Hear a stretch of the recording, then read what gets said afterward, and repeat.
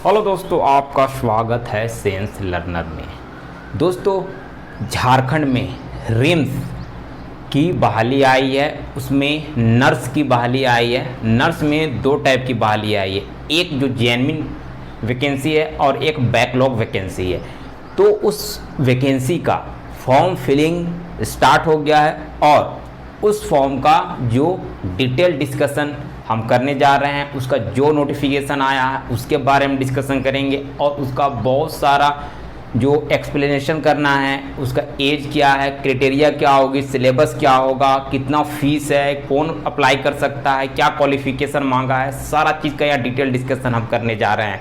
और सबसे इम्पोर्टेंट बात है कि एग्ज़ाम का पैटर्न क्या होता है, क्योंकि बहुत से लोगों को कंफ्यूज होता है कि इसका पैटर्न क्या है, किस तरह से एग्ज़ाम का जो क्वेश्चन आने की पॉसिबिलिटी है। तो सारे चीज़ को हम यहाँ पर देखेंगे और एक एक करके डिटेल डिस्कशन करने जा रहे हैं। Now we are going to start, let's C.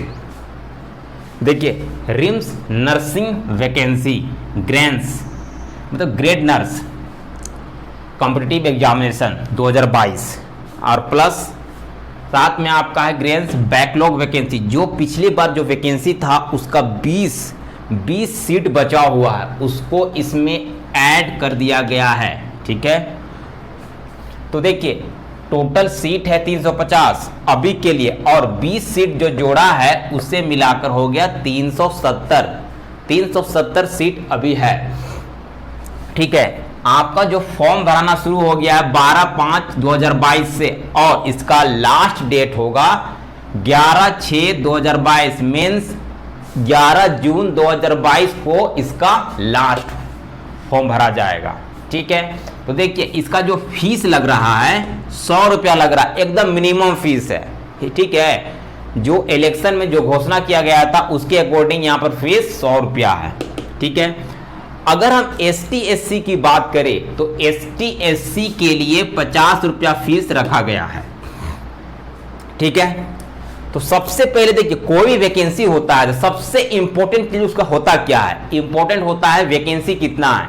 Vacancy अगर हम बात करेंगे तो वैकेंसी को अलग अलग कैटेगरी में वैकेंसी दिया गया है ना। तो सबसे पहले एक चीज ज्यादा इंपॉर्टेंट है कि ये किस पोस्ट के लिए वैकेंसी है। देखिए ग्रेड ए नर्स के लिए है, मीन्स इसका लेवल और इसका पोस्ट काफी अच्छा है। नर्स की कैटेगरी में काफी अच्छा पोस्ट ये है। ठीक है, इसका वैकेंसी जो पोस्ट है परिचारिका श्रेणी है ना, परिचारिका श्रेणी का ये वैकेंसी है। ठीक है, ग्रेड ए का। ठीक है, तो इसमें जो जनरल के लिए वैकेंसी है, जनरल के लिए 141 है, 141 है जनरल के लिए। ओबीसी के लिए 23 है, OBC 1 के लिए 23 है। ठीक है, और अगर OBC 2 की बात करें तो इसमें 24 है। ठीक है, ST के लिए 88 है, 88 है ST के लिए। EWS के लिए 37 है, जो इकोनॉमिक वीकर सेक्शन होते हैं उसके लिए 37 है और SC के लिए भी 37 है। ठीक है, टोटल जो वैकेंसी यहां पर दे रहा है 350 आ रहा है।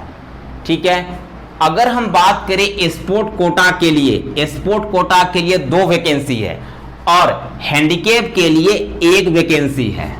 ठीक है, और सबसे इंपॉर्टेंट चीज है कि अगर हम बैकलॉग वैकेंसी की बात करें, जो पिछले बार का जो बचा हुआ वैकेंसी है, अगर उसका बात करें तो ये 20 वैकेंसी है। ठीक है, इसमें सिर्फ वही कैंडिडेट अप्लाई कर सकता है जो ST से बिलोंग करता है। जो 20 सीट है बैकलॉग सीट है उसका सिर्फ ST स्टूडेंट ही अप्लाई कर पाएंगे, only for ST students. General OBC EWS के लिए ये सीट नहीं है।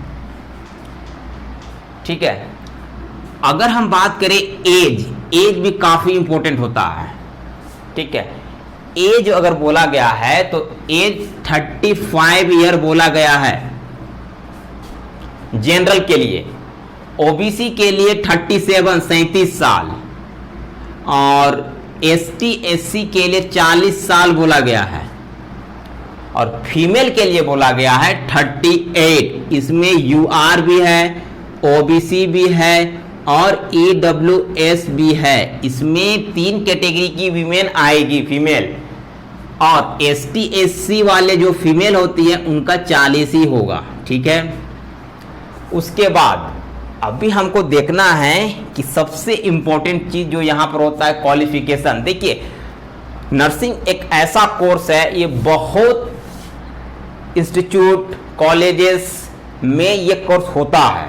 ठीक है, लेकिन इस कोर्स की वैलिडिटी है या नहीं, ठीक है, तो जो पीडीएफ में जो मेंशन किया गया है उसके अकॉर्डिंग अगर हमारा आपके पास अगर क्वालिफिकेशन है तो ही इसके लिए आप अप्लीकेबल है, otherwise you are not eligible.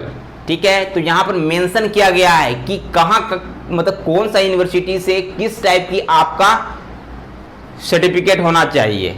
ठीक है, तो चलिए देखते हैं क्या बोला गया है। देखिए, क्वालिफिकेशन में बोला गया है कि बीएससी ऑनर्स नर्सिंग है ना, आपका जो भी डिग्री है बीएससी ऑनर्स नर्सिंग होगा तो अप्लाई कर सकते हैं।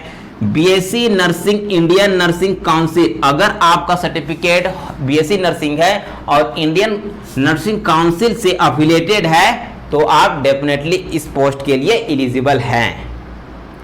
ठीक है, अगर बोला गया है झारखंड स्टेट नर्सिंग यूनिवर्सिटी से अगर आप किए हुए हैं या झारखंड स्टेट इंस्टीट्यूट से किए हुए हैं तो आपका वैलिड है सर्टिफिकेट, आप अप्लाई कर सकते हैं। देखिए, सबसे इंपॉर्टेंट चीज है यूनिवर्सिटी, अगर झारखंड स्टेट नर्सिंग यूनिवर्सिटी से आपका अफिलिएशन है कॉलेज तो आप डेफिनेटली अप्लाई कर पाइएगा। ठीक है, अलॉन्ग विथ इंस्टीट्यूट भी। ठीक है, post basic nursing for Indian nursing, अगर आप पोस्ट बेसिक नर्सिंग में हैं और जिसका सर्टिफिकेट आपका इंडियन नर्सिंग से है तो आप अप्लाई कर पाइएगा। स्टेट नर्सिंग काउंसिल से भी आपका सर्टिफिकेट है तो आप अप्लाई इसमें कर लीजिएगा। ठीक है, देखिए सेकेंड में diploma in general nursing midwifery for Indian nursing council. देखिए, अगर आपका डिप्लोमा है, नर्सिंग से डिप्लोमा है, जो मिडवाइफ का कोर्स होता है, अगर उसका आपके पास डिग्री है तो और वो डिग्री इंडियन नर्सिंग काउंसिल से अफिलिएटेड है तो आप इसमें एलिजिबल है, आप अप्लाई कर सकते हैं। State nursing recognised institute board और काउंसिल, अगर जो भी आपके पास सर्टिफिकेट है, डिप्लोमा का सर्टिफिकेट है, स्टेट नर्सिंग मतलब स्टेट से जो भी मान्यता प्राप्त अगर इंस्टीट्यूट है, बोर्ड है, काउंसिल है तो आपको इसमें फॉर्म भरने दिया जाएगा। ठीक है, आप एलिजिबल है इसको अप्लाई करने के लिए। अगर जो यहां पर मेंशन है पीडीएफ के अकॉर्डिंग मैं यहां बताया हूं, अगर इससे अगर आपका बाहर है तो आप एलिजिबल नहीं हो पाइएगा। ठीक है, तो एक चीज और यहां पर देखना है, एक्सपीरियंस सर्टिफिकेट यहां पर मांगा है। 2 साल का आपका एक्सपीरियंस सर्टिफिकेट होना चाहिए। अगर 2 साल से कम का आपका सर्टिफिकेट है तो आप एलिजिबल नहीं है। ठीक है, और इसमें एक और जोड़ा है कि अगर जो हॉस्पिटल में आप काम कर रहे हैं उसमें कम से कम 50 बेड का होना चाहिए, वो हॉस्पिटल में कम से कम 50 बेड होना चाहिए, नहीं तो आप एलिजिबल नहीं होंगे। ठीक है, और जो सर्टिफिकेट आपका है वो इंडियन नर्सिंग काउंसिल से वैलिड होना चाहिए। जो सर्टिफिकेट आपका एक्सपीरियंस सर्टिफिकेट होगा ये इससे वैलिड इंडियन नर्सिंग काउंसिल से रिकॉग्नाइज्ड होना चाहिए, उसका वैलिडेशन होना चाहिए। ठीक है, और इसके साथ एक और चीज यहां पर देखिए सब बहुत इंपॉर्टेंट होता है, अगर आपका रेसिडेंशियल है ना, झारखंड में कोई भी अगर अप्लाई करता है वैकेंसी के लिए तो रेसिडेंशियल एकदम मस्ट है, चाहे जनरल हो, चाहे ओबीसी हो, चाहे कोई भी हो। तो देखिए, अगर रेसिडेंशियल का जो कट ऑफ डेट यहां बोला गया है 2/6/2016, अगर एसडीओ का आपके पास है और 2/6/2016 के बाद या इस दिन का आपके पास एसडीओ का सर्टिफिकेट है आवासीय रेसिडेंशियल तो आप इस पोस्ट के लिए एलिजिबल हैं। ठीक है, अगर इससे पहले का है तो आप नहीं अप्लाई कर पाइएगा एसटीओ लेवल के लिए। अगर सीओ का अगर आप बनवा के रखे हैं 19/7/2019 के बाद का, मीन्स 19 जुलाई 2019 के बाद का सर्टिफिकेट होगा। अगर सीओ से बनाया हुआ है तो आप अप्लाई कर सकते हैं। ठीक है, अगर कास्ट के लिए बोला गया है, कास्ट है ना, जाति प्रमाण पत्र, जाति प्रमाण पत्र बोला है, अगर एसडीओ का आपके पास है एसटी एससी के लिए तो ये कैंडिडेट एलिजिबल होगा। ठीक है, अगर सीओ का बना हुआ है 25/2/2019 के बाद का, मीन्स 25 फरवरी 2019 के बाद का आपका बना हुआ है या इसी डेट का बना हुआ है तो आप अप्लाई कर सकते हैं। ठीक है, अगर ओबीसी की बात करें, ओबीसी का बात करें तो 19/8/2012 का, 19/8/2012 का अगर आपके पास एसडीओ डिस्ट्रिक्ट या डीसी का बना हुआ है, ठीक है, अगर इसके बीच में अभी तक जो भी अगर उसमें आप सुधार किए हैं, अगर आप जो भी सुधार किए हैं, जो भी संशोधन कराए हैं तो उसका आपको प्रेजेंट करना पड़ेगा। अगर आप आगे सीओ का भी बना लिए तो ये आपको इसके सामने दिखाना पड़ेगा। ठीक है, तो ये सब सारे चीज बहुत इंपॉर्टेंट है। अगर एक भी आपको अगर नहीं मिलता है तो आप एलिजिबल नहीं हो पाइएगा।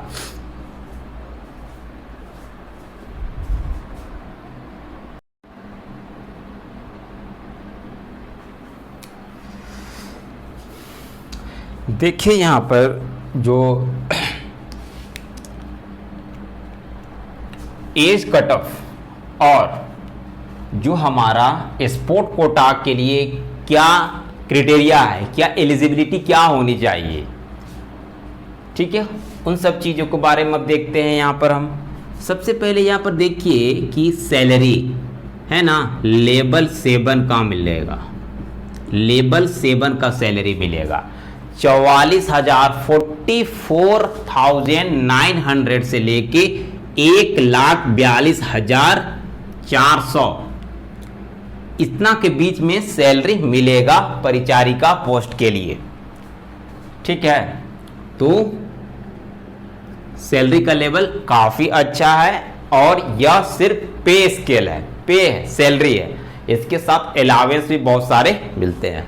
ठीक है, और सबसे इंपॉर्टेंट पार्ट है cut off, age cut off. क्या होगा एज कट ऑफ? देखिए जो पीडीएफ में मेंशन है, अगर आपका एज 31/3/2021 तक इतना होता है तो भी आप एलिजिबल है। अभी 1 साल तो हो गया, 1 साल 2022 चल रहा है, लेकिन 1 साल लेस करके कट ऑफ दिया गया है आपका। यहां तक अगर जिसे मान लीजिए जनरल है, जनरल में 35 साल है, 35 ईयर्स है, अगर 35 साल अगर आपका 2021 में हो गया है, 31/3/2021 तक अगर आपका 35 साल हो गया है तो अभी तो आपका 36 साल हो गया फिर। ठीक है, लेकिन आप उसमें भी एलिजिबल हो जाएंगे अप्लाई करने के लिए, क्योंकि डेट जो मान रहा है 2021 को मान रहा है कि 2021 तक आपका हो गया है एज तो आप अप्लाई कर ले। 2022 को नहीं माना है ना, मतलब 2022 को 21 माह के चल रहा है इस सर्टिफिकेट के अकॉर्डिंग। ठीक है, तो आपको 1 साल का एक्स्ट्रा छूट सबको मिल रहा है, चाहे वो जनरल है, ओबीसी है, एसटी एससी, सबको 1 साल एक्स्ट्रा मिल रहा है। ठीक है, ठीक है ना। एक बार और लेट मी क्लियर, अगर आपका 35 साल है, ठीक है, अगर 2021 में ही 35 साल हो गया, ठीक है, और जनरल के लिए 35 ही साल है, लेकिन 2022 में तो 36 साल हो जा रहा है, तो भी जनरल अब एलिजिबल होगा, क्योंकि आपका 2021 से ही चेक कर रहा है। ठीक है, 2022 को कंसीडर नहीं कर रहा है, मीन्स 1 साल का आपको छूट दे रहा है। ठीक है, देखिए अब आगे देखते हैं। स्पोर्ट कोटा के लिए क्या बोला है एलिजिबिलिटी? देखिए ओलंपिक से अगर आप मेडल जीते हुए हैं तो आप इस पोस्ट के लिए एलिजिबल हैं।